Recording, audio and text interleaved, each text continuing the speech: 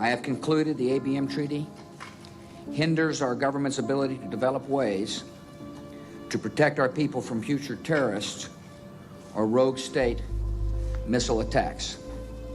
Today, I have given formal notice to Russia. The United States of America is withdrawing from this almost 30-year-old treaty.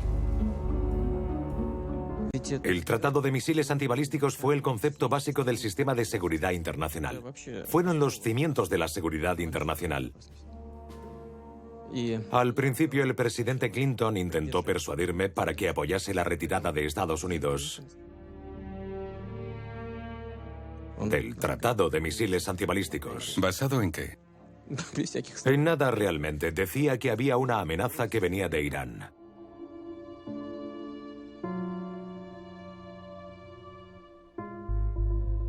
Después, el presidente Bush intentó lo mismo.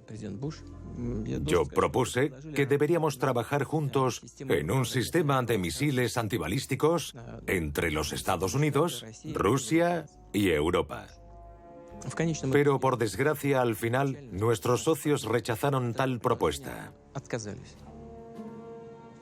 Pero para preservar el elemento clave de la estabilidad y seguridad internacional, concretamente la estrategia de balance de poder, deberíamos estar obligados a desarrollar nuestras capacidades ofensivas. Misiles capaces de vencer a cualquier sistema de misiles antibalísticos, y la respuesta fue bastante corta. Nos dijeron que no estaban construyendo ese sistema contra Rusia. Nos dijeron, haz lo que quieras porque asumimos que no es nada en contra de los Estados Unidos. Así que les comenté, vale, hagámoslo así. Y eso es lo que estamos haciendo. The system we are contemplating would not undermine Russia's deterrent or the principles of mutual deterrence and strategic stability. The missile defense capabilities we are developing are not designed to defend against Russia, just as the new NATO we are building is not designed to defend against Russia. The Cold War is over. Russia is not our enemy. Vale, así que sin reglas, nuevas reglas. Reglas norteamericanas. Hay dos amenazas para Rusia. La primera amenaza, poner estos misiles antibalísticos cerca de nuestras fronteras en los países europeos del este. La segunda amenaza es que las plataformas de lanzamiento de estos misiles antibalísticos se pueden transformar en unas pocas horas en plataformas de lanzamiento de misiles ofensivos. Mira, si estos misiles antibalísticos se ponen en Europa del Este, si esos misiles se ponen en el agua vigilando el Mediterráneo y los mares del norte y Alaska, casi todo el territorio ruso estaría cercado por estos sistemas.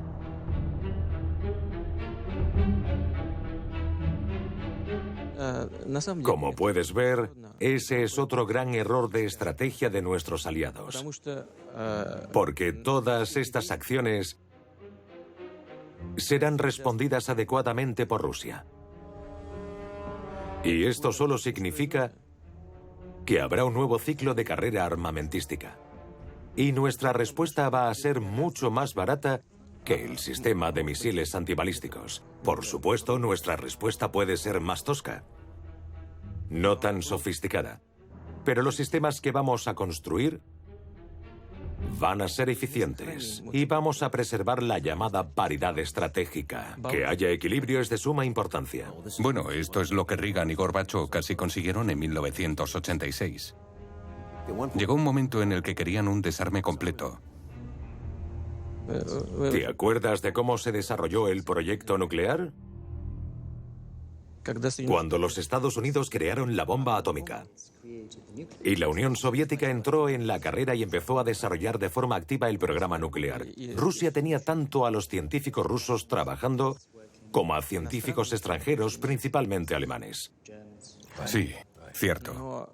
Pero nuestra inteligencia también recibió mucha información de los Estados Unidos. Basta con recordar al matrimonio Rosenberg que fueron electrocutados. Ellos no adquirieron esa información, simplemente la estaban transfiriendo. ¿Pero quién la adquirió? Los científicos. Los mismos científicos quienes desarrollaron la bomba atómica. ¿Por qué hicieron eso? Porque ellos entendieron los peligros. Ellos dejaron salir al genio de la lámpara. Y ahora no podían volverlo a encerrar. Y este equipo internacional de científicos creo que eran más inteligentes que los políticos. Ellos le dieron esta información a la Unión Soviética por voluntad propia para restaurar el equilibrio nuclear en el mundo. ¿Y qué estamos haciendo ahora? Estamos intentando destruir ese equilibrio. Y ese es un gran error. Entonces pare de referirse a ellos como nuestros socios. Dice eso mucho. Pero en el diálogo tiene que trascender eso.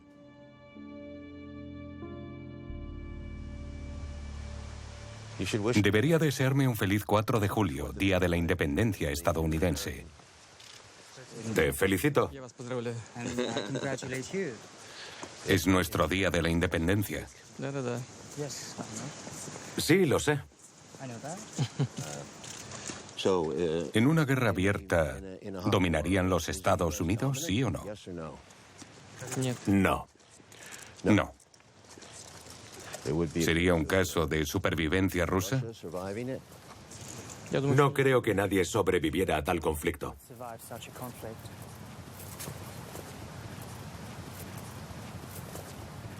Ni siquiera con los escudos antimisiles. Por ahora, un escudo antimisil no protegería todo el territorio de los Estados Unidos. Hay una gran amenaza que se deriva de la ilusión de ser protegido y esto podría llevar a un comportamiento más agresivo. Entiendo. Por eso es tan importante prevenir acciones unilaterales. Esa es la razón por la cual proponemos trabajar juntos en el sistema de misiles antibalísticos. Esto es lo que propuso originalmente John Kennedy con Nikita Khrushchev en 1963. Mira, si te vas a ir al pasado, déjame que te recuerde la razón por la cual empezó la crisis de los misiles de Cuba. No soy admirador de Khrushchev, pero poner misiles soviéticos en Cuba fue provocado por el posicionamiento de misiles norteamericanos en Turquía. Desde ahí, esos misiles podían alcanzar fácilmente el territorio de la Unión Soviética. Esa es la razón por la cual Khrushchev respondió poniendo los misiles en Cuba. Sí. No fue él quien inició la crisis de los misiles en Cuba. Fueron momentos difíciles. Stanley Kubrick, un cineasta al que admiro mucho, hizo una película fantástica llamada Teléfono Rojo, volamos hacia Moscú. ¿La ha visto? Debería verla, realmente merece la pena. Es un clásico, porque el señor Kennedy estaba lidiando con el sistema militar que había estado creciendo y creciendo desde la Segunda Guerra Mundial. Y ellos, los generales, en ese momento sabían que la Unión Soviética no tenía la capacidad de hacerles frente. Muchos dijeron que ese era el momento apropiado para destruir a la Unión Soviética, así que hubo un deseo unilateral de atacar Rusia. Kennedy dijo, estáis locos. Y entonces otros conflictos se desarrollaron en Berlín y Cuba, y la situación se hizo más peligrosa.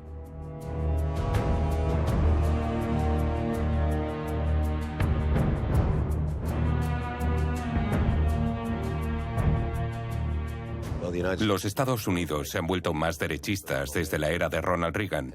Y ahora tenemos a Hillary Clinton en la izquierda o supuesta izquierda, ella es la candidata demócrata, haciendo afirmaciones muy agresivas acerca de Ucrania y comparando al señor Putin con Hitler. Now, if this sounds familiar, it's what Hitler did back in the 30s. The ethnic Germans, the Germans by ancestry, who were in places like Czechoslovakia and Romania and other places, Hitler kept saying they're not being treated right. I must go and protect my people, and that's what's gotten everybody so nervous. Eso no es nuevo. Nos conocemos personalmente, es una mujer muy dinámica. Nosotros podríamos hacer comparaciones también, pero debido al nivel de nuestra cultura política, nos refrenamos de afirmaciones tan extremas. Los Estados Unidos nunca han tenido una guerra en su propia patria. Sí.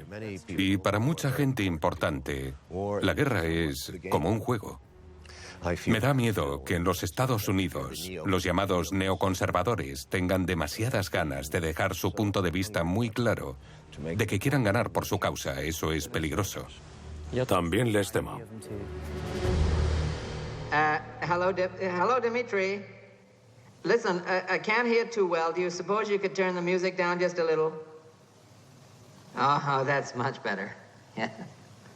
Yes. Now then, Dimitri, you know how we've always talked about the possibility of something going wrong with the bomb. The bomb, Dimitri. The hydrogen bomb.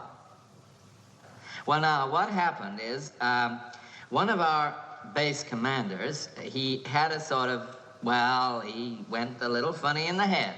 You know, just a little funny. And he went and did a silly thing. Well, I'll tell you what he did. He ordered his planes to attack your country. Is that the whole point of the doomsday machine is lost? If you keep it a secret, why didn't you tell the world, eh? It was to be announced at the party congress on Monday. As you know, the Premier loves surprises.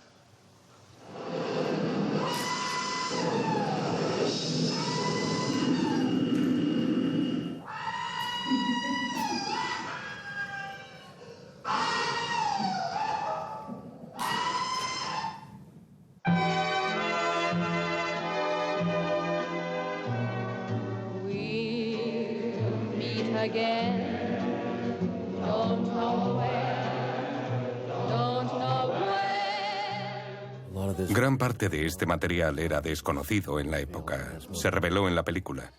Gracias por darme este capricho. Pienso que el jefe de gobierno era muy bueno. Era Dimitri. Hay cosas en esta película que nos da que pensar, a pesar de que todo lo que se ve en pantalla sea ficción. Él previó algunos problemas, incluso a un nivel técnico, cosas que nos hacen reflexionar sobre las amenazas reales que existen. El concepto de invierno nuclear, el fin del mundo, era la bomba de hidrógeno. Los científicos hablaron sobre eso justo después de la guerra. Y Truman siguió adelante sin prestarles atención. Lo que pasa es que poco ha cambiado desde aquello. La única diferencia es que los sistemas de armas modernas son más sofisticados, más complejos. Pero esta idea de un arma tan peligrosa y la incapacidad de controlar un arma de ese calibre es verdad, incluso hoy en día. Se ha hecho más difícil y más peligroso. Me lo creo.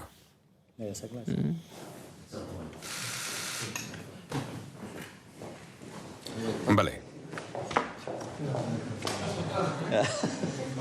Típico regalo norteamericano.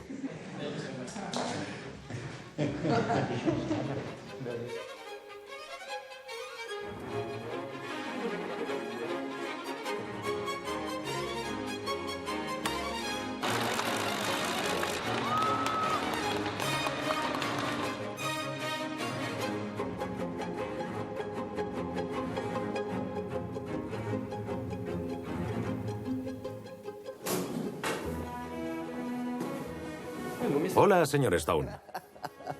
Se le ve colorido, como super ratón.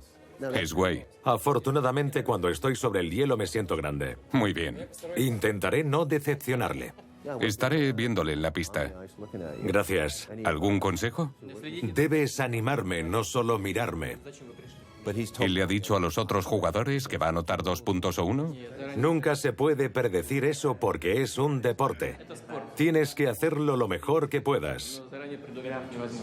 ¿Les exigen mucho? ¿Por qué no? No pasa nada.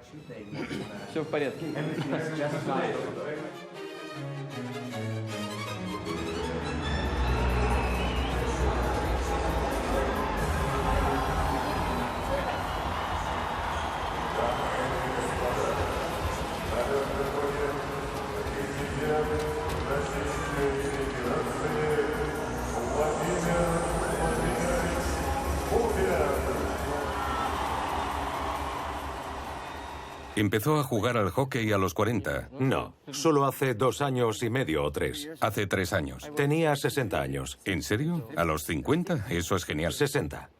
60, perdón. Sigo pensando que tiene 53 en lugar de 63 años. No sabía patinar. Si usted... No sabía patinar.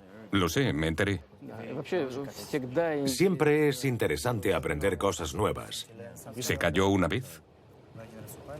Probablemente 2 veces. Probablemente estuviese cansado. 2 veces. No, simplemente tropecé. ¿No tenía las piernas cansadas a su edad? Venga. Está bien. Si se golpea, se le puede romper un hueso fácilmente, ¿no? Bueno, a veces pasa. Sí, claro, ya. Pero así son los deportes. He practicado judo toda mi vida y nunca he tenido una lesión seria. ¿Qué pasa si alguien de uno de los 2 equipos admite que es gay en Rusia? ¿Se quedaría callado?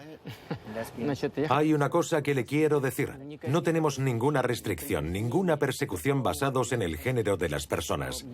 Es más, hay mucha gente que ha proclamado su orientación sexual no tradicional y hemos mantenido relaciones con ellos. Muchos de ellos han logrado resultados importantes en su campo de actividades. Muchos incluso han recibido premios del Estado por los éxitos logrados. No hay ninguna restricción. Hay una ley de propaganda. Hay una ley que prohíbe la propaganda de la homosexualidad dirigida a menores. El razonamiento de la ley es que los niños puedan crecer sin que se les influencie. Cuando él o ella crezca, pueden tomar su decisión de cómo van a organizar sus vidas, incluyendo sus vidas sexuales. Y cuando sean mayores de edad, a los 18, no hay ninguna restricción.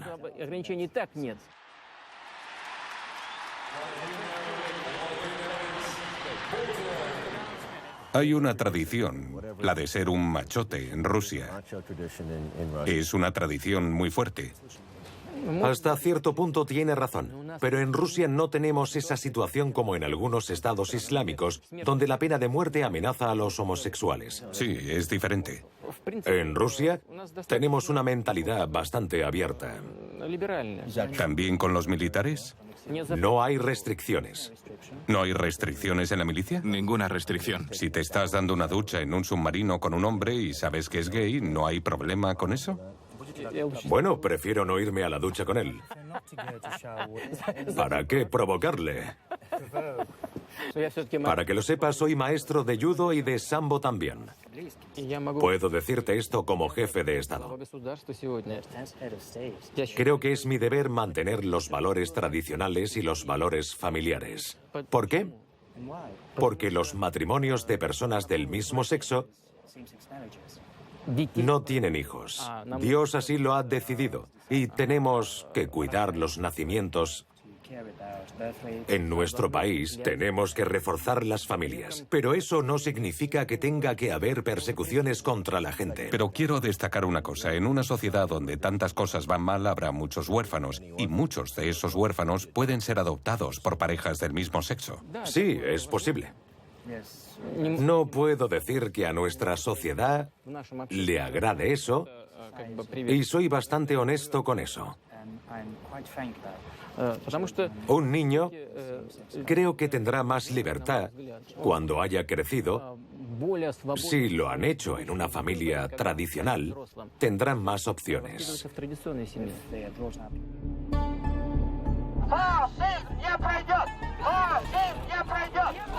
Gay people across Russia say there's been a surge of intolerance, discrimination and violence. And it started around the time Russia's parliament passed what's become known as the Gay Propaganda Law.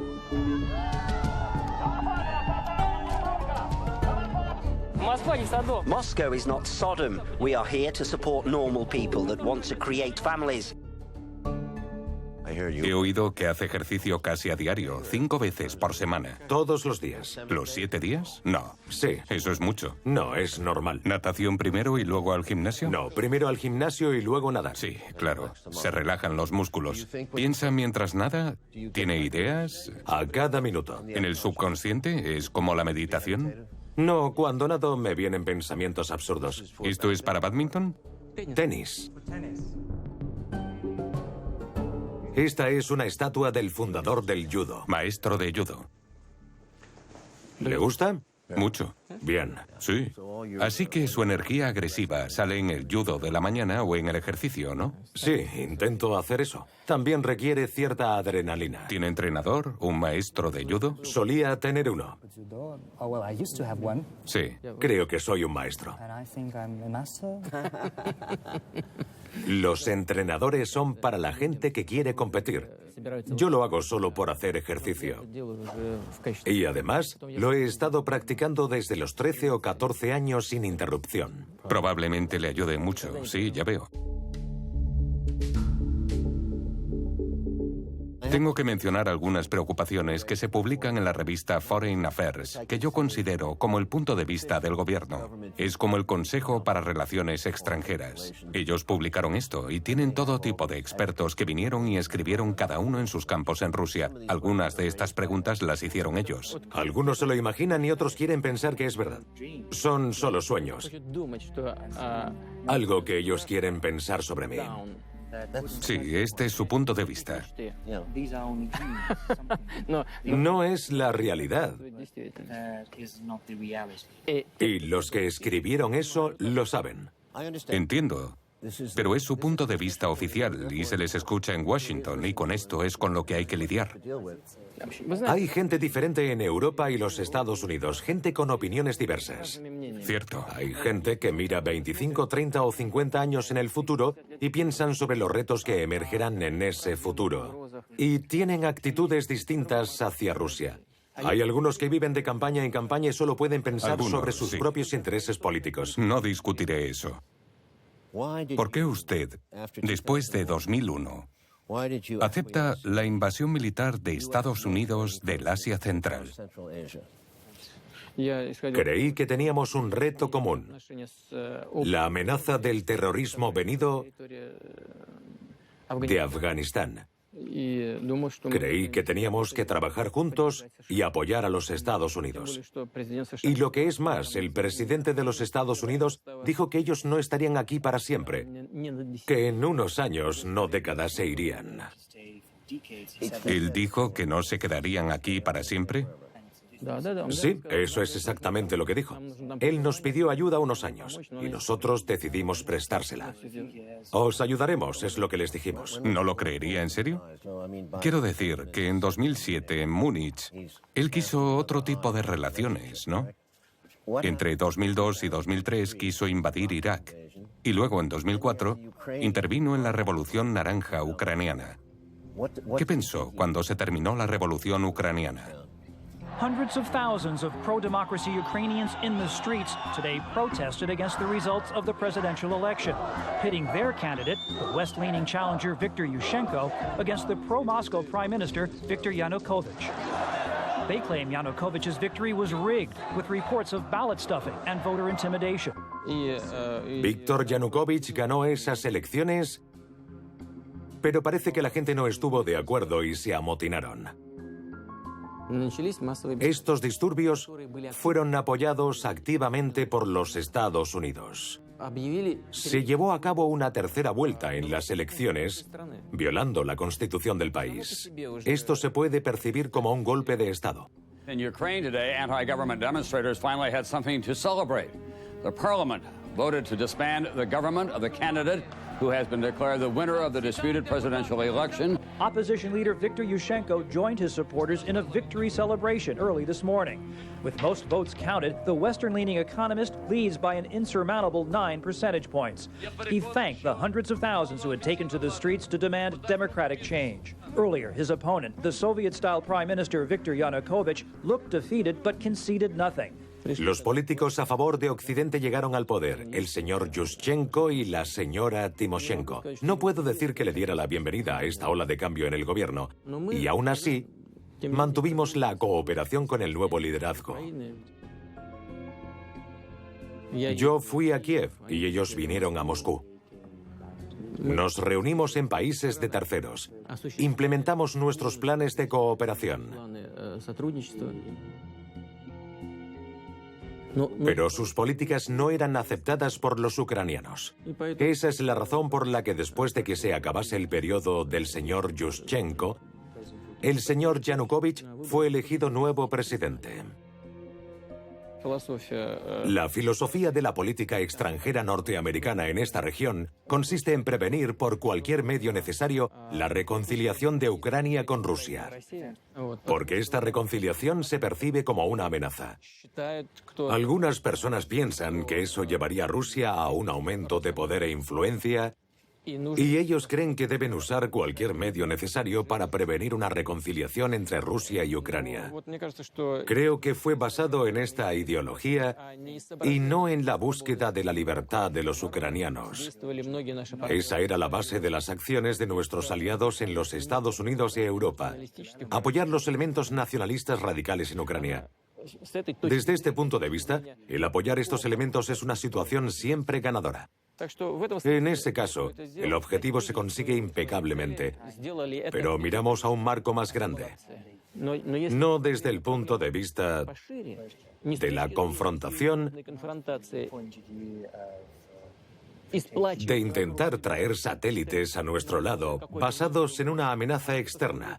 Si miras hacia adelante, 25 años en el futuro, tendrás una visión de cómo la situación del mundo se va a desarrollar. Por consiguiente, necesitas cambiar la filosofía de los asuntos internacionales. Dejó pasar esa situación, pero luego, en algún punto entre 2004 y 2007, en Múnich, la situación da un cambio. El desastre de Irak, el desastre de Afganistán. En algún momento ahí, él cambió su punto de vista. En Múnich pregunté, ¿cómo evaluamos la situación? La Unión Soviética se colapsó. Ya no hay un enemigo, un adversario de los Estados Unidos y de Occidente. Así que, ¿cuál es el objetivo de expandir la OTAN? ¿En contra de quién? Para asegurar la seguridad de muchos países, si ellos se sienten amenazados, no es necesario expandir la OTAN. Puedes concluir con acuerdos bilaterales de asistencia mutua y seguridad. No hay necesidad de crear la imagen de un adversario. Ha habido 2 olas de expansiones de la OTAN. I can't wait to visit with my friend Vladimir Putin in Shanghai to reiterate once again that the Cold War is over. It's done with, and that there are new threats that we face. Después de eso, los Estados Unidos se han retirado de forma unilateral del Tratado de Misiles Antibalísticos en 2001. Y nos han estado diciendo siempre que no deberíamos estar preocupados por eso, que no es una amenaza para Rusia. Presuntamente hicieron eso para contrarrestar la amenaza de Irán. Sí, sí. Pero ahora el problema iraní no está. Sí. Se ha firmado un tratado. Irán ha renunciado a los programas nucleares militares. Los Estados Unidos han accedido a eso. Han dicho que han firmado un documento relevante. Pero el programa de desarrollo de misiles antibalísticos está en desarrollo en Europa. Algunos de esos elementos están emplazados aquí. ¿Contra quién hacen eso? Eso requiere una respuesta de Rusia. Sabemos que Bush apoyó la ofensiva georgiana de 2008. Nos sorprendimos cuando vimos la hostilidad del presidente Saakashvili, Sí. que no solo fue apoyada por Bush, sino que acusaba a Rusia de agresión. Georgia is under attack from its neighbor Russia, and the whole day today they've been bombing Georgia from numerous warplanes and specifically targeting civilian population. The United States of America stands with the democratically elected government of Georgia. Columns of Russian tanks and troops rolled into the American-backed former Soviet Republic of Georgia today. Georgia attacked its then breakaway republic of South Ossetia with the aim of bringing it back under Tbilisi's control. Georgia is reported to have resumed aerial and artillery bombardment of Skinvali, the main town in South Ossetia. Hundreds of civilians and more than 70 peacekeepers were killed in the following days. No me lo pude creer cuando escuché las noticias. Estaban acusando a Rusia del ataque. Millones de espectadores de televisión de todo el mundo lo creyeron. El señor Saakashvili anunció públicamente que él ordenó a sus tropas comenzar con esa acción. Did you take a gamble? Your government launched its own attempt to retake South Ossetia, no. I guess 24 hours ago. We didn't. Was that unwise in retrospect? We didn't. We didn't. At 24 a.m. last night, Russian APCs started to cross into Georgian territory. And there we had to act. There we had to fire back the artillery. There we had to take measures because it was a clear-cut case of intervention. ¿Cree que los Estados Unidos o la OTAN apoyaban de alguna manera a Saakashvili para hacer esto? ¿O le dijeron que estaba bien que lo intentara? No estoy seguro al 100% de que alguien le provocase, que alguien estuviese detrás de todo. Pero no creo que él hubiese sido lo suficientemente valiente como para hacerlo solo. En cualquier caso, nadie intentó pararle. As you know, Putin's a straightforward, pretty tough character. When it comes to his interest, well, so am I. And, you know, we've had some headbutts, diplomatic headbutts. Muchos norteamericanos piensan que Rusia es ciertamente tan mala como los Estados Unidos cuando nos referimos a vigilancia. Igualmente mala, se asume debido al viejo KGB. Somos mejores que los Estados Unidos porque no tenemos las capacidades que los Estados Unidos tienen a su disposición. Si las tuviésemos, entonces seríamos tan malos como los Estados Unidos. ¿En serio? ¿No cree que sean tan buenos técnicamente? No hablo de dinero, sino de la tecnología. Ciertamente, los Estados Unidos se involucran en dar fondos para los servicios especiales. Nosotros no podemos permitirnos eso. Sí, es diferente. Como sabes, después de la era soviética, después de un sistema completamente autoritario, tenemos aversión por los servicios especiales. Si ellos disfrutan de poder total, no nos gusta eso. ¿Está Rusia recopilando grandes cantidades de comunicaciones mediante algún método? No, se lo aseguro. ¿Hay algún objetivo? Sí, absolutamente. Estamos hablando simplemente de recopilar, no de leer. Simplemente recopilando información, usando el sistema telefónico o el sistema de Internet. No, no estamos haciendo eso a nivel general. No tenemos esa clase de recursos, se lo aseguro. El 15% de la población es islámica en Rusia, o eso me han dicho. Y muchos de ellos están en Moscú. Sí, es cierto. ¿Me está diciendo entonces que no hay recopilación de datos masivos sobre los musulmanes? No, se lo aseguro al 100%. Y en cuanto a los conflictos religiosos entre el Islam, el cristianismo y el judaísmo, no hemos tenido nunca ninguno. Nuestra comunidad islámica está compuesta por ciudadanos de Rusia. No tienen otro hogar y Rusia es su madre patria. Pero podemos seguir con esta conversación más tarde. Sí. Buenas noches. Buenas noches. Gracias. La esposa de Oliver. Encantado de conocerla, señora. Encantada de conocerle. ¿Es su primera visita a Rusia? Sí, la primera sí. Deben visitar San Petersburgo. Ah, sí, gracias. Adiós.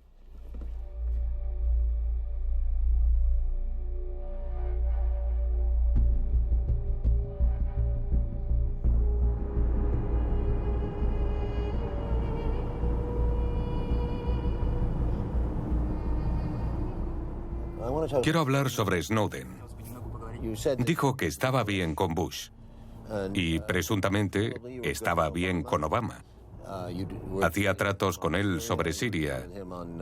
Estaba haciendo tratos con él sobre Irán y de repente le da asilo a Edward Snowden. No es exactamente así. En conjunto, la relación se enfrió porque los Estados Unidos ayudó a los grupos terroristas en el Cáucaso. Eso siempre ha sido un problema en nuestras relaciones bilaterales. Así que incluso sin Snowden, había muchos asuntos enturbiando nuestras relaciones. Estamos en junio de 2013. Recibe una llamada, supongo. Se entera de que Snowden está de camino. Imagino que recibe llamadas de Estados Unidos, incluyendo a Obama. ¿Cómo se da la situación y cómo la maneja? Nuestro primer contacto con el señor Snowden fue en China. Nos dijeron en aquel entonces que era una persona que quería luchar contra la violación de los derechos humanos. El señor Snowden no quería darnos ninguna información. Simplemente nos rogaba que luchásemos juntos por los derechos humanos Y él necesitaba que le diesen crédito, pero en ese momento no estábamos dispuestos. Probablemente decepcionó a mucha gente, probablemente incluso a usted. Pero dije que no quería tener nada que ver con eso. Ya teníamos una relación bastante difícil con los Estados Unidos y no queríamos agravar esa situación. Él simplemente desapareció. ¿Desapareció? Pero más tarde recibí un informe que decía que Snowden estaba en un avión que iba a Moscú para coger otro avión y volar a América Latina, si no recuerdo mal. A Cuba. Probablemente, no lo sé. Y luego a Ecuador, sí. Pero resultó que los países a los que quería viajar no estaban muy contentos de recibirle. Además, esta no es nuestra información. Esta información viene de otras fuentes. Y esa información se filtró a la prensa. Lo que pasó fue que él no pudo continuar su viaje. Mientras él estaba en el avión. Sí, mientras él estaba en el avión y se quedó atrapado en nuestra área de tránsito. Es un hombre con coraje, mucho, pero imprudente. Se quedó un tiempo en el área de tránsito. Luego le dimos asilo temporal. Por supuesto, los norteamericanos nos pidieron su extradición, pero puede entender el por qué no pudimos hacerlo. ¿Por qué no? En aquel momento propusimos que debíamos pactar un tratado de cooperación en asuntos legales. Esa fue nuestra iniciativa y estipularía la extradición mutua de criminales. Pero los Estados Unidos rechazaron cooperar con nosotros en ese campo. De acuerdo con nuestra ley, Snowden no había violado ninguna ley. Esa es la razón por la cual, en ausencia de acuerdo de extradiciones mutuas, dado que los Estados Unidos nunca nos han extraditado a ningún criminal que haya buscado asilo allí, era inadmisible para nosotros extraditar de forma unilateral a Snowden como nos pidieron los Estados Unidos. ¿Habló usted con Obama por teléfono? No me gustaría discutir esto con la cámara delante, ya que es de naturaleza confidencial. Permítame que le pregunte. Estoy seguro de que como exagente del KGB debe haber odiado lo que hizo Snowden con cada fibra de su ser. No, de ninguna manera. Snowden no es un traidor. No traicionó los intereses de su país, ni transfirió ninguna información a ningún otro país que podría haber resultado pernicioso tanto a su propio país como a su gente. Todo lo que hace Snowden es hacerlo público. Ya.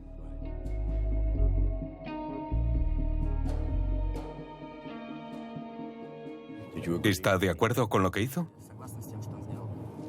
No. ¿Cree que la Agencia de Seguridad Nacional ha ido demasiado lejos con su espionaje? Sí, ciertamente. En ese sentido, Snowden estaba en lo cierto. Pero me has preguntado y te he dado una respuesta directa. Creo que él no debería haberlo hecho. Si no le gustaba nada de su trabajo, él simplemente debería haberlo dejado. Pero fue más allá. Ese es su derecho. Ya que me preguntas si hizo bien o mal... ¿No debería haber avisado? Creo que hizo mal. Entonces, no debería haberse chivado. Y debería haber dimitido por principios, como el señor Putin hizo cuando dimitió del KGB. Sí, eso creo. No le he dado muchas vueltas, pero creo que sí. Dimití porque no estaba de acuerdo con las acciones llevadas a cabo por el gobierno, el intento del golpe de Estado, y no quería continuar siendo un oficial de inteligencia durante ese periodo. Vale, ¿está de acuerdo con que la Agencia de Seguridad Nacional fuese tan lejos? Sí. ¿Qué opina con respecto a las actividades de inteligencia rusa y su vigilancia? Creo que están trabajando bastante bien. Nuestros servicios de inteligencia siempre actúan conforme a la ley. Eso es lo primero. Y segundo, intentar espiar a tus aliados, si realmente los consideras tus aliados y no tus vasallos. Es indecente, porque debilita la confianza. Y eso significa que al final eso perjudica a la seguridad nacional de tu propio país. En la escena de una película nos muestran cómo Snowden discute sobre el tráfico global. Okay, so this is data collection for the month of March, worldwide, emails and Skype calls. So France, 70 million, Germany, 500 million, Brazil, 2 billion. Inside the US, 3.1 billion emails and calls. It's not including any of the telecom company data. Okay, so what's the collection of Russia? Russia is 1.5 billion. Wait, so we're collecting twice as much in the U.S. as we are in Russia? Yeah, I figured it was a lot. Rusia está en el número 2 y Estados Unidos en el 1. Desafortunadamente, esa es la práctica que existe hoy en día en los servicios de inteligencia. Entiendo cómo funciona el mundo. Pero espiar a nuestros aliados es inadmisible. Bueno, debe estar espiando a Estados Unidos, ya que ellos le espían a usted. Seguro que los americanos dicen que están seguros de que les está espiando. Seguramente. No tengo nada en contra de que nos espíen. El asunto Snowden, en lo que afecta a las relaciones entre Estados Unidos y Rusia, tuvo un gran impacto para los neoconservadores en Estados Unidos. Estos parecían enfocarse en Rusia otra vez. De hecho, no mucho más tarde, apareció el asunto de Ucrania. Creo que consideraría a Snowden como un peón en el juego, a menos que le quisiesen aquí, en Moscú, para ponerles en un aprieto. No lo creo. Eso es demasiado sutil para ellos. ¿Ah, sí? ¿Lo es? No. Por eso estoy seguro de que las autoridades estadounidenses están actuando bajo la presión de las circunstancias y que han cometido muchos errores. Sus errores son los que han salvado a Snowden, porque de otro modo él ya estaría en prisión. Sí. Es una persona con coraje y lo admito, y tiene carácter. Muy fuerte. No sé cómo va a continuar con su vida. Bueno, una cosa está clara. Creo que en el único lugar en el mundo donde puede estar a salvo es aquí, en Rusia. Yo también lo creo. Hay una gran ironía en todo esto. En los viejos tiempos, los desertores irían a Estados Unidos. Ahora es al revés. No hay nada extraño sobre eso hoy en día. Porque por mucho que ellos intenten hacer que Rusia parezca un demonio, Rusia es un país democrático y un país soberano. No, no digo eso. Hay riesgos y ventajas en ello. Porque solo hay un puñado de países que pueden ejercer su soberanía. Los otros países tienen la carga de las llamadas obligaciones con aliados. En realidad, ellos se han limitado su propia soberanía por su propia voluntad.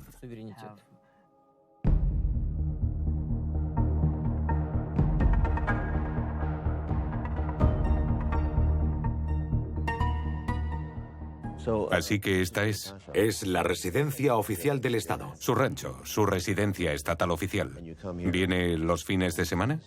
No, casi vivo aquí. Divido mi tiempo entre esto y el Kremlin. Esto está a unos 25 minutos de Moscú. Unos 20 minutos. Ha sido partidario de la adopción de una religión ortodoxa en el sistema ruso. Ha sido un gran defensor de la misma. No fui yo quien lo hizo, los mismos rusos lo hicieron. Lo entiendo, pero ha habido un renacimiento de... Este renacimiento se debe al hecho de que la ideología comunista ha dejado de existir y ha dejado un vacío ideológico. Y ese vacío solo puede llenarlo la religión. Ya. Cuando viene aquí, ¿dónde se sienta? ¿Hay sillas? No hay sillas. La misa ortodoxa se hace con la gente de pie. Ajá. Entiendo. Esa es la tradición de la Rusia ortodoxa. La gente no reza de rodillas, lo hacen de pie. A veces te arrodillas. Este fin de semana tiene invitadas. Cierto, mis hijas se quedan aquí y hemos acordado cenar después de mi reunión con usted. Ambas hijas están casadas y traen a sus maridos. Así que, ¿verá a sus yernos este fin de semana? Sí, tienen sus propias familias y nos reunimos todos, por supuesto. ¿Es usted abuelo? Sí. ¿Le gustan sus nietos? Sí. ¿Es un buen abuelo? ¿Juega con ellos en el jardín? Muy de vez en cuando. Rara vez. Normal. ¿Discute con sus yernos? ¿Tienen opiniones diferentes? ¿Le pasan cotilleos? A veces sus opiniones son distintas, pero no discutimos, simplemente hablamos. ¿Y las hijas también? Sí. Pero no les gusta mucho la política ni están relacionadas con el terreno empresarial. Ya. Les gusta la ciencia y la educación. Sí, es fantástico. Es un hombre afortunado. 2 buenas chicas. Sí, estoy muy orgulloso de ellas. Sí. Bueno, ¿vamos?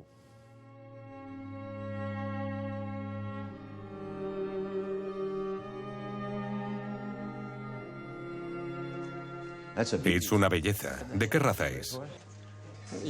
Tendría que preguntar. Es un pura sangre. ¿No?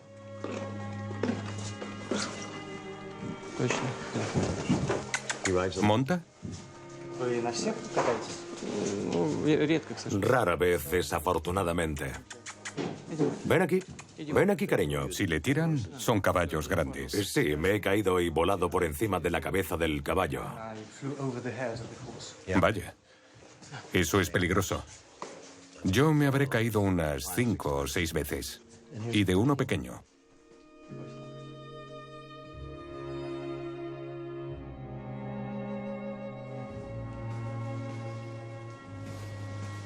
Tiene la población más grande de musulmanes en Europa. Eso no es cierto del todo. En Francia creo que el porcentaje es el mismo. Mencionó en el pasado que la población de etnia rusa está disminuyendo.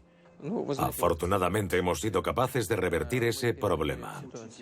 Ajá. Es el tercer año consecutivo que estamos siendo testigos de un incremento de la población, incluyendo las regiones que tradicionalmente han sido pobladas por la etnia rusa. En cuanto a las relaciones entre etnias, esto ha sido siempre un problema delicado. Pero Rusia ha tenido cierta ventaja en esto. Por ejemplo, si coges la Europa y los Estados Unidos de hoy en día, verás que la gente con otras religiones son en su mayoría inmigrantes. En Rusia es diferente. Esas personas con otras religiones son rusos. Y Rusia es su casa y no otra. Desde el principio, Rusia estuvo emergiendo como un país multirreligioso y multiétnico. Y por cientos de años hemos promovido una cierta cultura de interacción. Y esos lugares donde la población mezclada vivía, cristianos y musulmanes, hay muchas ocasiones donde la gente celebra codo con codo tanto los días de fiesta musulmanes como los cristianos. Creo que basado en estas experiencias tan positivas, somos capaces de superar de forma bastante fácil todas esas cosas. Son asuntos sensibles y delicados de interacciones interétnicas e interreligiosas. Ha dicho en varias ocasiones en los últimos 2 días que Rusia es una democracia. Los críticos en Estados Unidos, que son muchos, dirían que Rusia no es una democracia, que Rusia es un Estado tradicionalmente autoritario y que hay parlamento, pero que no decide, que no toma la mayor parte de las decisiones. Hay una limitación a la televisión de los partidos de la oposición porque su partido domina los medios de comunicación. El proceso de registro es difícil para estos partidos de la oposición. Dicen que hay falta de independencia judicial, aunque eso es un viejo problema en Rusia, creo. Estas son las típicas críticas que lanzan contra usted. Me gustaría brindarle la oportunidad de dar su respuesta. En lo que se refiere al carácter democrático del Estado ruso, simplemente echa un vistazo. Por unos cientos de años nuestro país estaba estructurado como una monarquía y luego pasó por la llamada revolución que tuvo lugar en 1917. Los comunistas llegaron al poder. Stalin se encontró al timón del Estado. Hasta principios de 1990 no pasaron los acontecimientos que serían la base de una nueva etapa en el desarrollo de Rusia. Ciertamente, no se puede esperar que tengamos de forma instantánea el mismo modelo democrático que los Estados Unidos, Alemania o Francia. La sociedad, como cualquier organismo vivo, debe desarrollarse paso a paso, de forma gradual. Ese es el proceso normal de desarrollo. Ha mencionado el acceso a los medios de comunicación. Tenemos cientos de compañías de televisión y de radio. Y el Estado no controla sus tendencias, porque eso sería imposible. Pero el problema con las fuerzas de la oposición no es solo luchar por el poder, el gobierno. Ellos tratan de demostrar a los votantes que sus políticas son mejores y que beneficiarán a la población. Надо всем дружно подниматься и идти на выборы, защищать свои голоса и понимать, что мы можем сформировать сильную команду, можем выдавить команду Путина на обочину, мы можем провести мирно, демократично все необходимые преобразования. Мне нужны ваши голоса. Мне нужна ваша уверенность в том, что можно в нашей стране все изменить. Не бойтесь будущего. Голосуйте за Прохорова. Не бойтесь быть сильными. Я вас никогда не подведу. Нам же другое название государства, другое название вашей должности. Верховный правитель. Не хотите император, давайте верховный правитель. Хотя император Владимир I звучало бы хорошо. Ahora lo que atañe al sistema de múltiples partidos y la posibilidad de registrarse, recientemente hemos liberalizado de forma radical esta situación.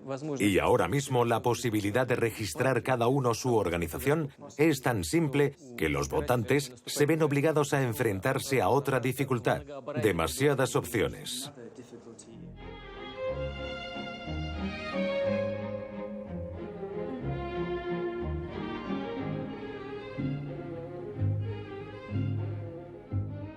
¿Qué piensa sobre los candidatos en las elecciones de Estados Unidos?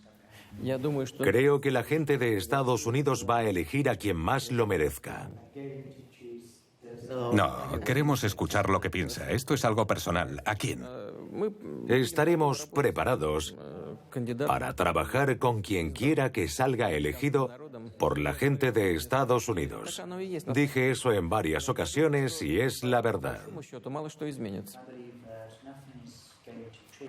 No creo que nada vaya a cambiar, no importa quién sea elegido. ¿Qué me dice de Bernie Sanders? ¿Le gustaría? Bueno, no nos toca a nosotros decirlo. No se trata de si nos gusta o no. Lo más que puedo decir es lo siguiente. Tengo algo de experiencia en comunicación. La fuerza de la burocracia de los Estados Unidos es muy grande.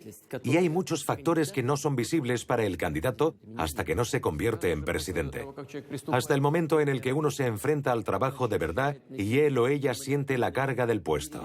Sí, lo entiendo. Pero no ha respondido a mi pregunta sobre Sanders. ¿Le cae bien? Puedes tomar como respuesta lo que te acabo de decir. Mi colega Barack Obama me prometió cerrar Guantánamo. Falló en eso. Sí, ya. Pero estoy convencido de que quería hacerlo. Así que no podemos tomarnos al pie de la letra todas las promesas que hacen en las preelecciones como una verdad. Realmente espero que una vez que el nuevo presidente sea elegido, seamos capaces de construir relaciones, que cambie el paradigma de las relaciones entre Rusia y los Estados Unidos para que vaya a mejor. ¿Se da cuenta del poder que su respuesta podría tener si dijera de repente que prefiere al candidato X? Ese candidato iría así mañana. Si usted dijese que no le gustase Trump, por ejemplo, ¿qué pasaría? Él ganaría, ¿verdad? Usted tiene ese poder en los Estados Unidos. A diferencia de muchos de nuestros colegas, nosotros nunca interferimos en los asuntos domésticos de otros países. Ese es uno de los principios a los que nos atenemos en nuestro trabajo. Gracias, señor. Le veré mañana. Es un honor. Hablaremos de cosas de peso. Gracias. Gracias. Gracias. Gracias a usted, señor. Le deseo lo mejor. Hasta mañana. Adiós.